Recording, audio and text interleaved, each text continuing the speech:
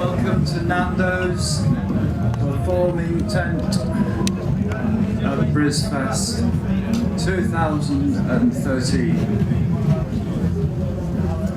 You can take me to Barbados, Biarritz or Bangalore, draped in gossamer or shantung, or just skin and nothing more. Feed me guava, kumquat on chantilly, drizzle finest brandy over pears and serve it slightly chilly. Open blinds revealing vistas only seen by satellites. Bring me nights of passion wrapped in lithe and lissom acolytes. Play me music sung by angels, orchestra of nymphs and satyrs. Fill my minibar with any drug my heart desires, but nothing you can offer me, no palliative for life's disease, can surpass the sheer delight of overdosing on epiphanies.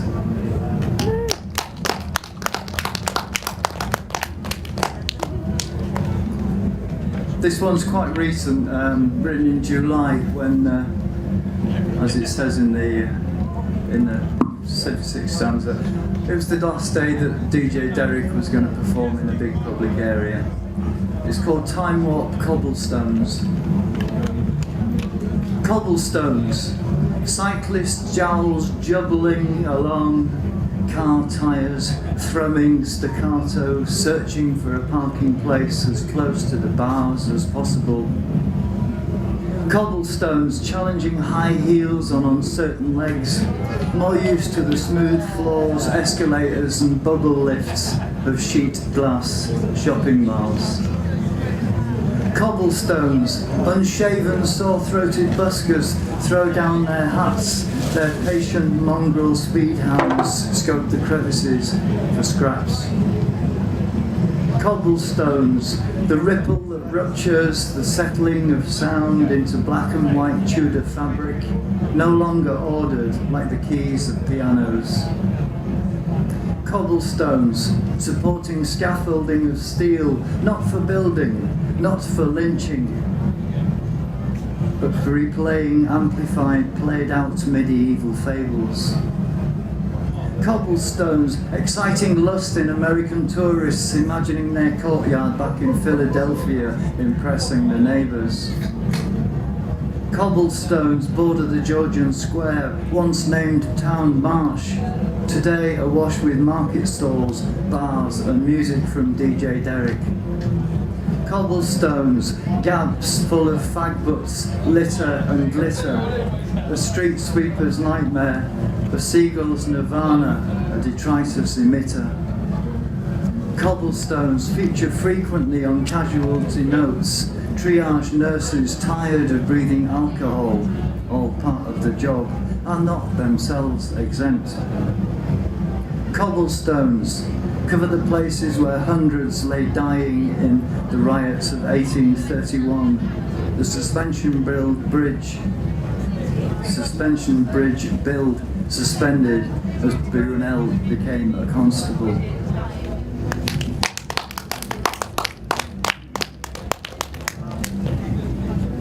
This is a slightly longer one. It's a story about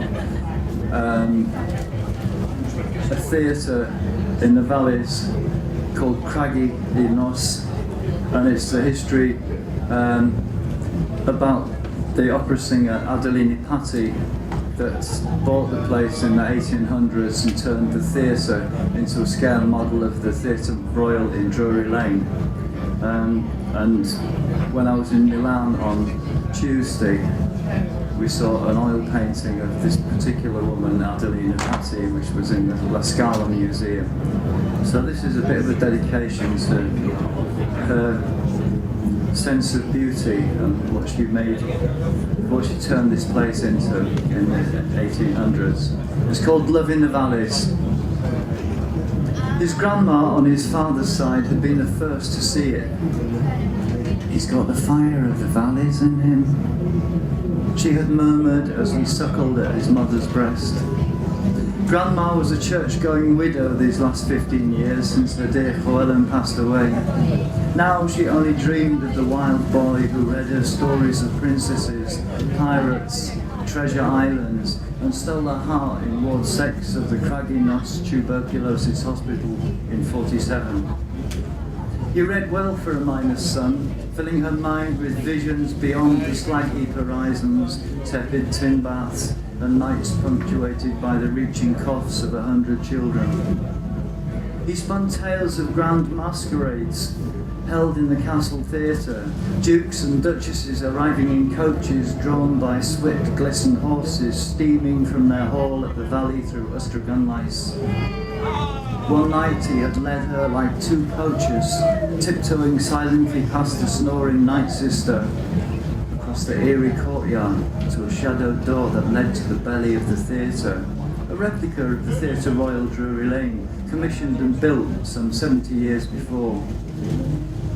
Climbing the backstage stairs, she gazed in wonder at the huge scenery backdrops, running her fingers over the lush velvet curtains. Her reverie took away from the daily medicines, stewed cabbage and icy winter air treatments on the balconies. She imagined she was the diva, back from a performance, stepping from her private carriage onto the platform at Penville Station, greeted by her chauffeur immaculate in castle uniform, with the finest automobile in Wales. The day he left, a determined 12-year-old, in the midst of starched sheets, syringes, antiseptic clouds of nurses, she clasped the violets he brought her from the banks of the Towie. "I'll not be going down the pit," he whispered as he brazenly kissed her goodbye. Well,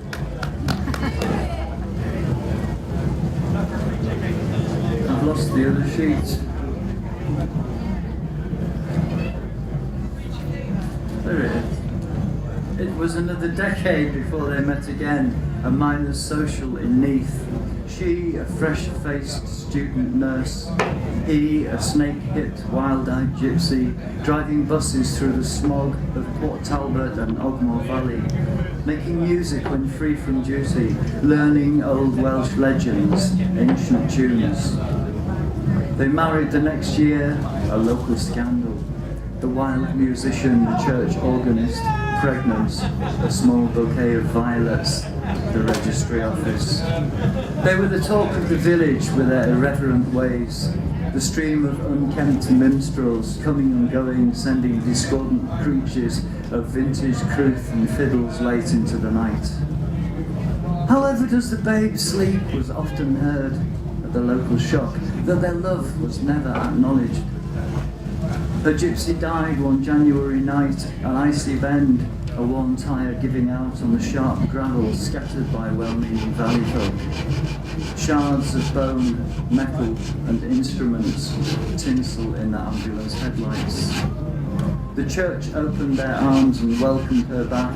She played the organ once again, and on her grandson's 10th birthday, she presented him with the only intact remnants of that fateful night, her beloved's crucial. He still has the fire of the valleys in him. Now play, my child, play for me.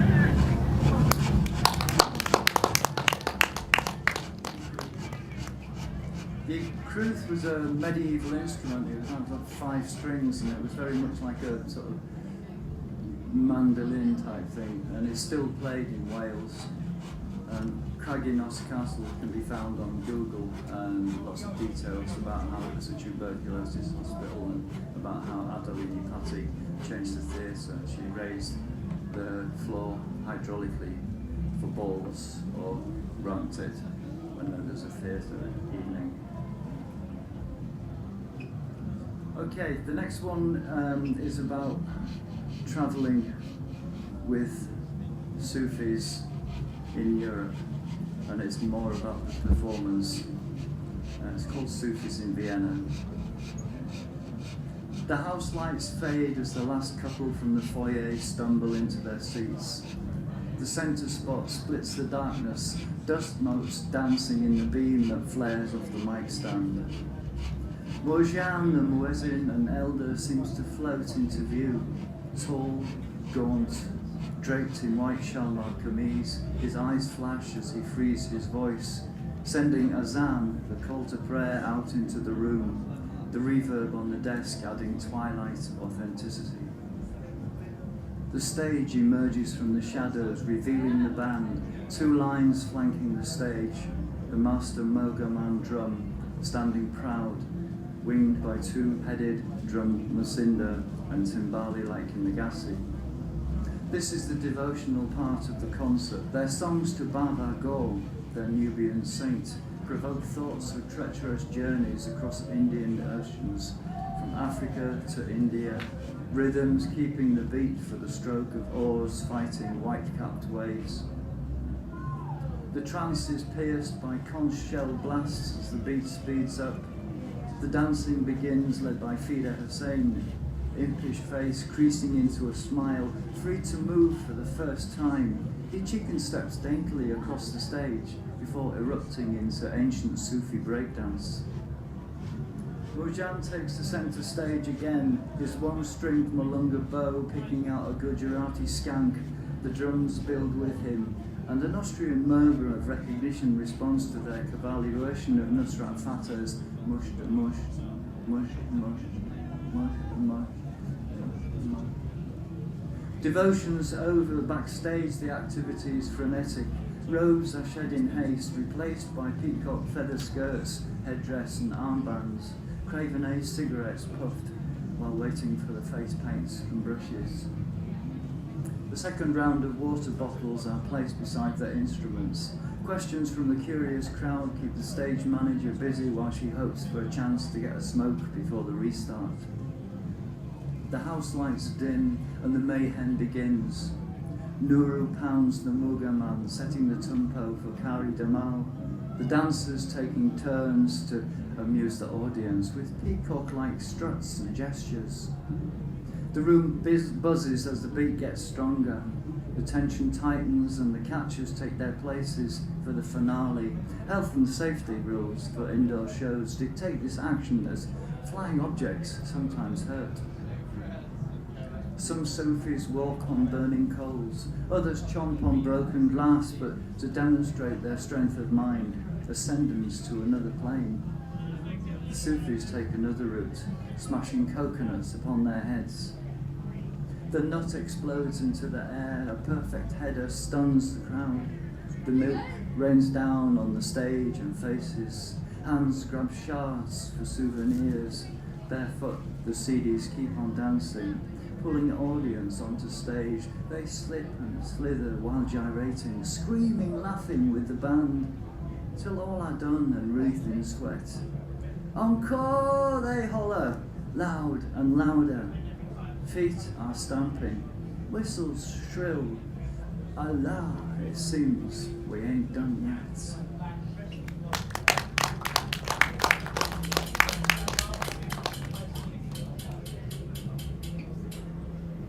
There's 2 shorter ones now, both based on beauty, and this first one's a tribute to beauty. There is debate abroad tonight across the centuries, and might it fall on history's greatest to thus define in celebration the best of nature's skilled creation. From sapphic lyricism to basest cant, the perfumed garden to rapper's rant, Mahabharat to pillow book, goddess and demons all forsook the teachings of the holy books to gaze upon this wondrous vision, blatantly ignoring rank derision. In Bloomsbury cellars, Chelsea salons, be they fellows, women, felons, all agree their wealth they'd ship for a simple taste of someone's lips. Picasso, Dali, Van Gogh, Klimt, all crazed in search of an elusive tint that replicate the beasting shade of the smile of that much treasured local barmaid.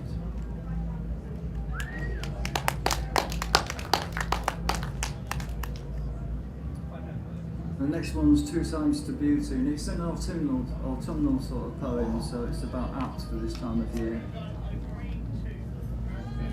Autumn leaves remind me of what has passed, dry and brittle underfoot, shattering to dust, sighing their last breath, invisible in autumn air. Words sprouting from the saplings of the future, who hold not only the physical beauty of form, but the metaphysical chlorophyll that courses through their souls, metabolized by experience and enthusiasm. I prefer summer, as my roots grow old and ache for warmth, soft ground to lie upon, with just a whispering of rain to refresh me. Even though, as traditional expectations of heat are flouted by fickle climates, in the random days of plus 20 degrees C, muscles loosen, blood warms. I can almost remember sap rising, I can almost remember youth.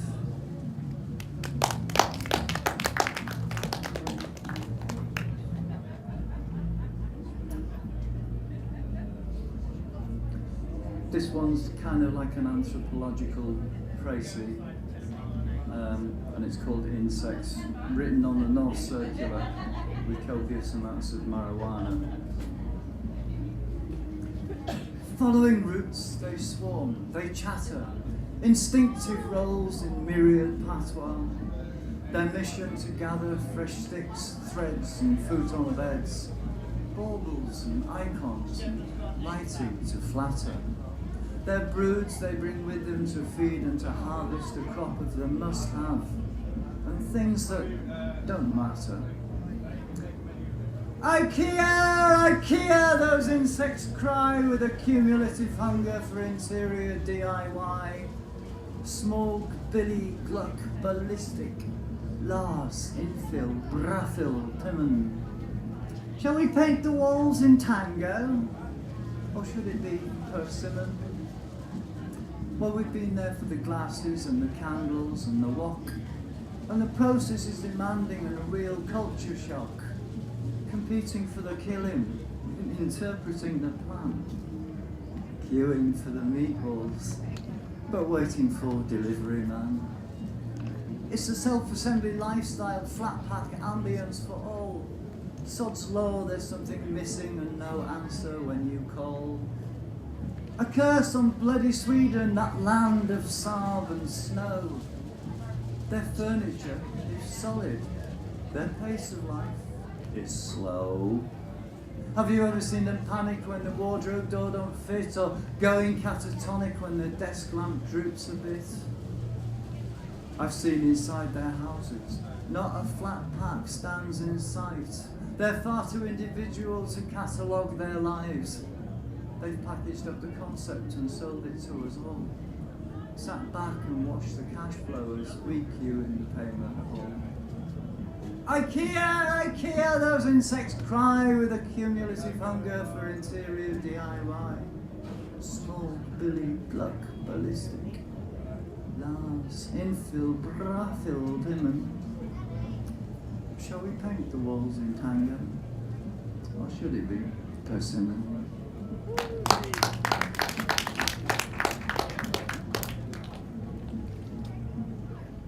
I sort of wrote this for two of my girlfriends that have both shared our interest for considerable years. Girls don't play football was my fascist bastard brother's dismissive response to my juvenile curious question over the dinner table, confirming my apprehension. So the charade must go on. My pubescent secret remained hidden, but at least I get to play in goal. 5 decades later, I still remember Lav Yashin, the black cat keeper for Russia. But now, a girlfriend and I watch the cup match. Though not like we used to do, with beers and joints. We are a bit healthier these days, but still talk and laugh like Waldorf and Statler in their box on the Muppet Show. 5 decades later, girls do play football, and really well. But my body is old, and it doesn't fold like it used to do.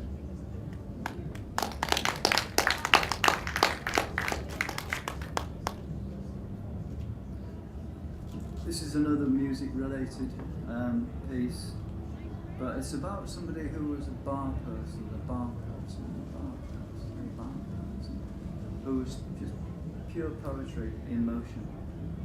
It's called Troubadour, and it's about going to support Susie Conrad, another great Bristol artist in London. I've heard accents like this before in Amsterdam, Havana, Vienna, and beyond. So while the Troubadour is a bit of a mindfuck after 28 days of school workshops, concert halls, travel lodge, and diesel pumps, your smooth reaction and ergonomic jive is a familiar and reassuring Nuria vibe to my request for a chilled bottle of Leffe Blanc. But this isn't just a barroom drawl, a tired reaction to a stranger's face, for there's performance going on in your every movement through the throng of tables, elbows, bags and cases. Lifting glasses, grazing asses, oiling throats with subtle passes of tray and sustenance carried off with pigtail, toreador-like apron flashes. I take a seat in the garden, my preferred location in a new environment for people watching. And as friends and drinks arrive, I see your fluidity behind the bar, reminiscent of my work, my time in similar worlds. Tonight for me is about being a punter, an artist, a supporter to an artist I'd admired. I didn't need to worry about her sound, her London debut a success. And as I walk away down Brompton Road, smoking my last jazz fag for the night, I smile. My work is done. And tonight for me, 4 shows in one.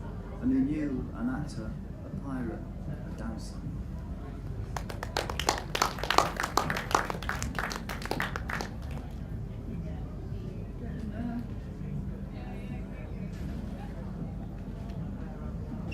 I was up to 3 o'clock in the morning trying to put all these poems into one bloody folder.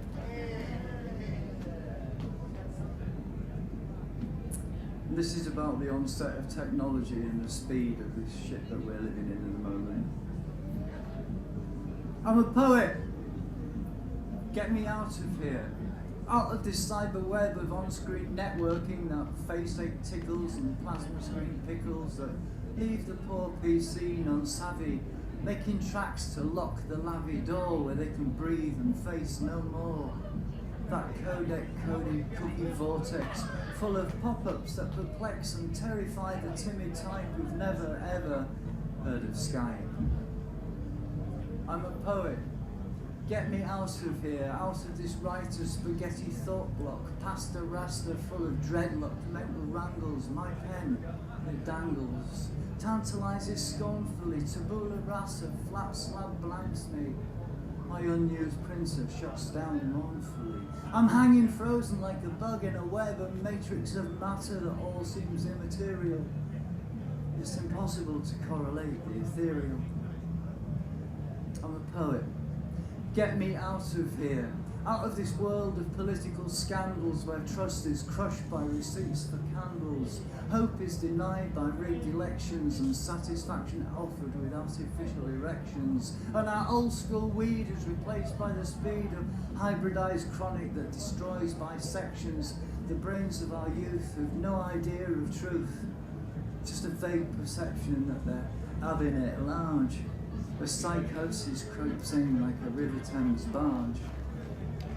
I'm a poet. Get me out of here. Out of this library where there's just one book, and every day when I take a look on the shelves for inspirational poetry, it's always the same, and it's written by me. But it's blank and it's empty, and it's what you get when the title is Poems I Haven't Written Yet.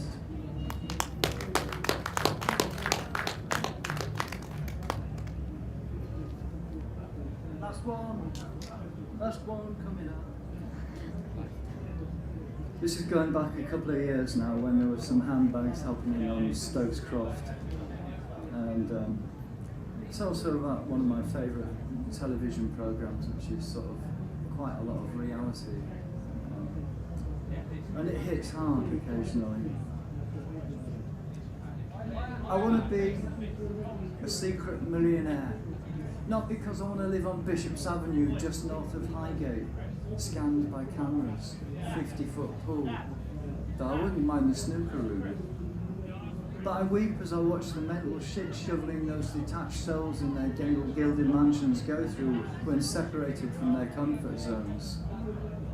I see them buckle under the harsh reality of need, the bite of shuttered streets, houses where once all the back doors were constantly opened, and us kids would be in and out for that never-ending supply of orange juice, jam butties and germaline. Germaline for the scrapes and grazes, the trophies of pioneering through woods and copses, with no thought of possible harm from strange men or proselytizing Mormons intent on seducing the youth and their families into tie-bound lifestyles of dubious structure. I want to be a secret millionaire, not because I want to build a beach bar in Guantanamo and blast Neville Brothers tracks at the remaining inmates, but I guess that could be cool as much for their beleaguered jailers. But I want to see the spark of possibility shining in the eyes of the kids, a chance that a dream might just become fact, that they could play for Man United, sing with Kylie or Adele, or just feel the warmth of a hug from someone that they can trust. I want to be a secret millionaire because I'm tired of fighting the slow way, arguing with house managers for permission to remove the coagulated feces from the arse crack of my paraplegic residents, choking back frustration while I feed the children of parents who simply find them inconvenient, knowing that they will need more than a room full of DVDs to stimulate their isolated minds. I want to be a secret millionaire so I can open my own club, a bit like my front room, part bordello, part boardroom, where we can chill and kick back, like we did that night at Left Bank, with freedom to stand up, fuck up, link up, and go home feeling suckered by the talent gathered around us. I want to be a secret millionaire because I want to buy up all the property Tesco on and offer the Cheltenham Road site to St Mark's Road Sweet Mart, on the condition that they sell fresh mint and mango lassi every day. And then offer all the other property to artists and charities and young businesses that can't get finance from their parasitic banks that are so intent on bonuses they've forgotten about community. I want to be a secret millionaire so I can spike the water fountains of all the dictators, bankers and other social cankers with the purest ecstasy, filling their minds with an irrepressible feeling of love and an incomparable desire to dance. But you see, there is no secret. I'm already rich, rolling in the riches of the love of the people around me, the people who care. You see, on the inside, I am a millionaire.